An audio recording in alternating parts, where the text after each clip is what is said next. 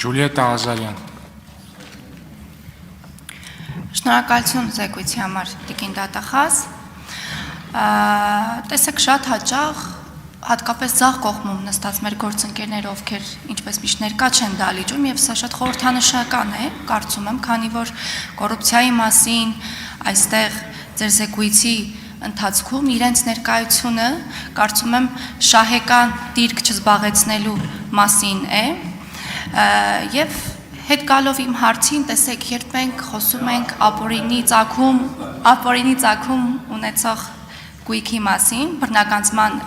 օրենքի մասին, համակարգի ներդրման մասին ընդհանուր առմամբ, տեսեք, մենք շատ հաճախ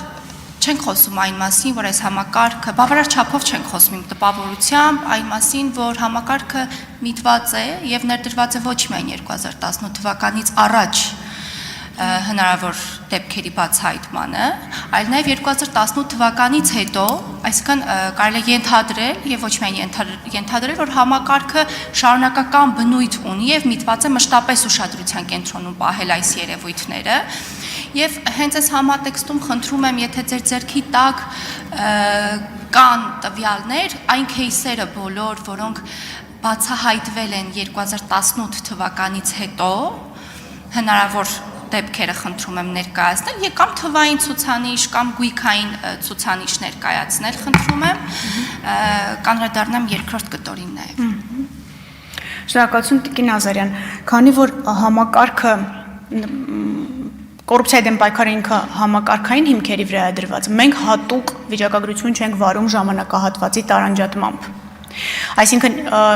մեզ լրացուցիչ աշխատանք է պահանջվելու, եթե մեզ հարցումը գրավորել ուղարկեք, կարող ենք նշել, թե ինչ ժամանակահատվածում ինչ կոռուպցիոն եւ դրանից բխող արդեն ապօրինի գույքի եւ պետական շահերի պաշտպանության հայցեր ենք ներկայացրել, բայց իմ կարծիքով այստեղ դրա վրա կենտրոնանալը մեզ սխալ ուղղությամբ է տանելու, որովհետեւ կոռուպցիայի դեմ պայքարը համակարգային հիմքերի վրա դնելու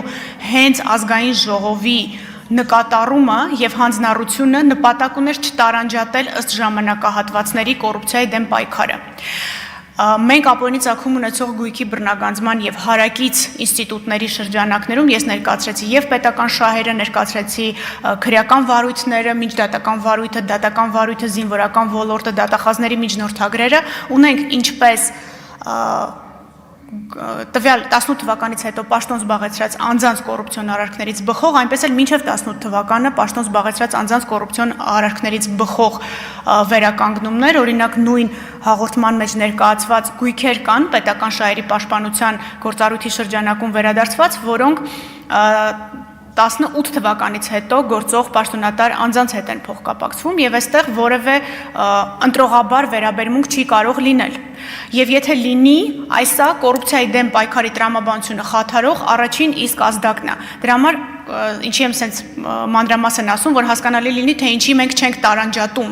եւ ճիշտ էլ չենք համարում տարանջատումը։ Մենք ներկայացնում ենք կոնկրետ ժամանակահատվածի համար ապօրինի գույքով եւ հարակից ինստիտուտներով վերականգնված վնասը։ Ձեր թույլտվությամբ պատասխանելով ձեր հարցին անդրադառնամ նաեւ ինչի եմ ասում հարակից ինստիտուտ։ Մենք անդադ կենտրոնանում ենք միայն ապօրինի ծագում ունեցող գույքի բռնականցման հայցերի վրա, բայց ես իմ զեկույցում առանձին բաժիններով ձեր ուշադրությանն եմ ներկայացրել նաեւ պետական շահերի պաշտպանությունը, 23 թվականից վերսկսված համայնքային շահերի պաշտպանությունը, միջդատական վարույթում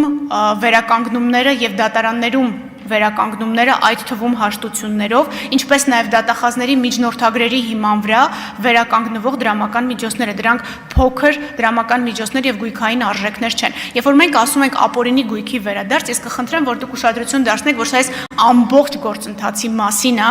եւ չի կարելի իրան տարանջատել։ Օրինակ, միայն ապօրինի ծագում ունեցող գույքը կամ միայն համայնքային շահերի պաշտպանությունը։ Դրա համար մենք չունենք այդ վիճակագրությունը եւ չենք վարում ու չենք խրախուսում այդ վիճակագրության վարումը եւ յուրաքանչյուր դեպքում ներկայացնում ենք ըստ մեր գործառույթների վերականգնված դրամական միջոցներն ու գույքերը եւ վերջում նաեւ հանրագումարը, որը արված է ինչպես իմ ելույթում, այնպես էլ հաղորդման մեջ հուսամ կարողացա պատասխանել ձեր հարցին։ Արձագանք։ Շնորհակալ եմ պատասխանի համար։ պատասխանից կարելի է ենթադրել կամ արձանագրել, որ այո, տարանջատում կամ խզում չկա այս երկու ժամանակաշրջանների, ժամանակահատվածների միջև եւ իսկապես համակարգը միտված է եւ առաջ եւ հետո բուն նպատակին ծառայել եւ տեսեք, քանի որ մենք ունենք մի իրավիճակ ստեղծված, երբ տարբեր պաշտոններին հավակնող, քաղաքական գործիչներ անթաքույց տեսախցիկների առաջ նշում են, որ այս համակարգը ստեղծվել, ներդրվել է այն նպատակով, որպեսզի իրենց գույքերը խլենք եւ իրենք զբաղված էին իրենց անձնական կյանքով եւ մենք դրթում ենք, մղում ենք իրենց հետ գալ քաղաքականություն եւ փրկել, այսինքն փրկող միակ գործիքը դառնում է հետ գալ քաղաքական ասպարեզ։ Եվ ես շնորհակալ եմ եւս մեկ անգամ այս ամբիոնը օգտագործելով մեր հայրենագիցներին ուղարկենք մենք այդ մեսիջը, որ համակարգը չի ճանաչում ոչ կուսակցություն, ոչ քաղաքական ուժեր, ոչ ժամանակաշրջան, ոչ որևէ տարեթիվ։ Շնորհակալ եմ։ Կարճ ուղղակի նշեմ, ոչ քաղաքական մասի հետ կապված, մենք վարույթների իմաստով չենք կարող նույնիսկ տարանջատում ունենալ, որովհետև կոռուպցիոն երևույթներ կան, որոնք սկսվել են 2006 թվականից եւ դեռ չեն ավարտվել 2025 թվականին, ինչու, որովհետև մենք փողերի լվացման գործընթաց ենք քննում։ Երբ որ նախորդ իմ ազգային ժողով գալու շրջանակներում քննարկում ենք փողերի լվացման հանցակազմը, ես առիթն օգտագործեցի, ասի, որ դա շերտեր է, որը ստեղծում է անձը գույքի ծագման եւ հետագայում ներկայացված գույքի միջև եւ մենք այս շերտերը բացահայտելով շատ հաճախ այլ ժամանակագրական տարբերություններ չենք անում։ Պատասխանելով Տիկին Հակոբյանի հարցին, ես նշեցի, որ մենք ունենք որոշակի պաշտոնյաների վերաբերյալ մինչ օրս բանկային տրանզակցիաների վերաբերյալ տեղեկատվություններ, որոնք դեռևս վերաբերում են այն գույքերին, որոնք մեզ մոտ քրեական վարույթի առարկաներ են եւ բնականաբար մենք չենք կարող տարանջատել ժամանակահատվածներից ելնելով եւ համակարգը ինքնաշխատ է, ինքը չի ենթադրում որևէ ժամանակահատված։ Կա կոռուպցիոն երևույթը, ապօրինի գույքի ուսումնասիրությունը, պետշահերի պաշտպանությունը ավտոնոմ շարունակվում են իրար հետ։